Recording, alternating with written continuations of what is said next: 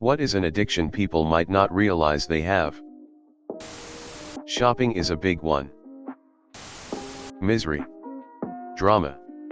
The spikes become normal to the brain, so those in toxic relationships, for example, crave those dysfunctional patterns. They crave the rush of the fights and the drama. They pull it from around them without even noticing it. Misery loves company is not just a saying. It's science. Doom scrolling. Anger. I think addiction to anger is the primary force being weaponized against our entire culture right now. Stress. I'm convinced some people create stress in their life because they are addicted to it. Phone addiction. Sugar addiction.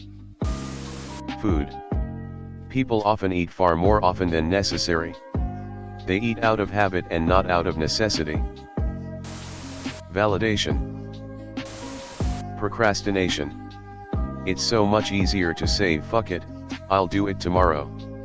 And then tomorrow comes and you still don't do it. Such a terrible habit.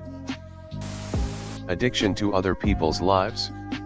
We're constantly flooded with media on people we don't even know / never met.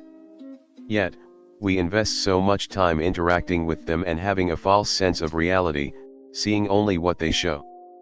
Humans are so much more complex than the image that's presented to us online. We should look around our own reality before trying to make sense of a stranger's. Caffeine and sugar are two big ones. Mostly caffeine though. Millions of people in the US depend on coffee throughout their day. Complaining. Guilty, Your Honor. Lock me up. I dabbled it in once or twice, and before I knew what happened, I found myself as an adult, with a career, responsibilities, and all sorts of adulting happening. Ever since I've been roiled in addiction. I can't stop. A life sentence seems warranted. I'm not even sorry. Instant gratification.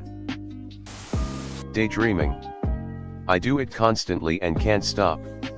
It literally takes up hours out of my day. Fear. Example, people who watch certain news shows and / or who doom scroll excessively. Validation / sympathy. Example, people who get caught in a victim loop. Green. You can say you smoke medicinally, but if anyone can't remember the last time they've seen you sober, either you've got a bigger problem than you think you're treating, or you're hiding from something you desperately need to face. Porn. Social media. Alcohol. Many people are alcoholics and won't realize. Just because you don't get drunk every day doesn't mean you're not an alcoholic. Hitting the snooze button too many times. Reddit, haha. Self-medicating. For me it was alcohol. Then when I had to stop it was tobacco. Then when I stopped that it was eating. I don't think I was addicted to one of those in particular, but with declining mental health I needed something / anything to make me numb. I abused alcohol, but I never necessarily needed alcohol, but I always needed something. That something is what I would say I needed. Abusing alcohol, tobacco, and Little Debbie's was always the symptom of the underlying illness.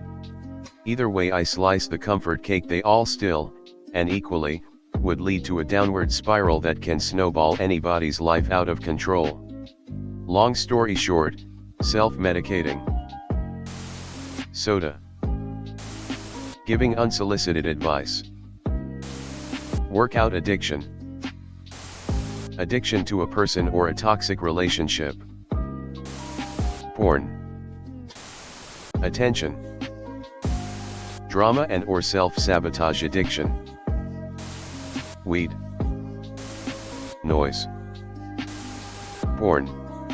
When serotonin is that quick and easy, it cheapens the value, and it rebounds into a sort of depression where things you used to find interesting or fun that made you happy no longer do. Addiction to marijuana. The stoners have convinced everyone it's non-addictive because there is no chemical dependency, but I know plenty of people who are high basically 24/7 for months on end, well into their late 20s, and that's not just enjoying getting high. That's an addiction.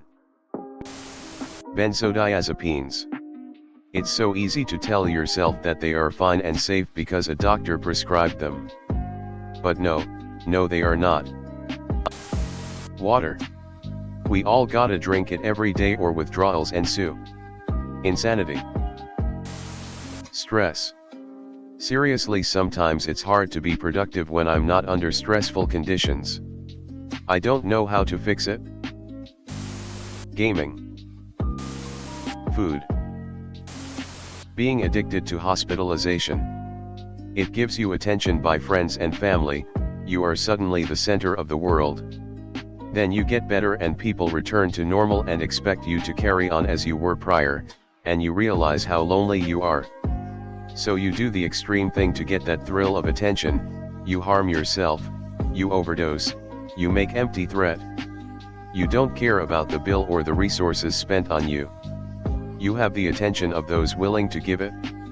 It only gets worse when you start to feel like you're not being treated like royalty and you start looking at better hospitals that don't ask questions and give you whatever you want. I work at a hospital and have seen over 87 repeat patients. I've only worked here for 2 years.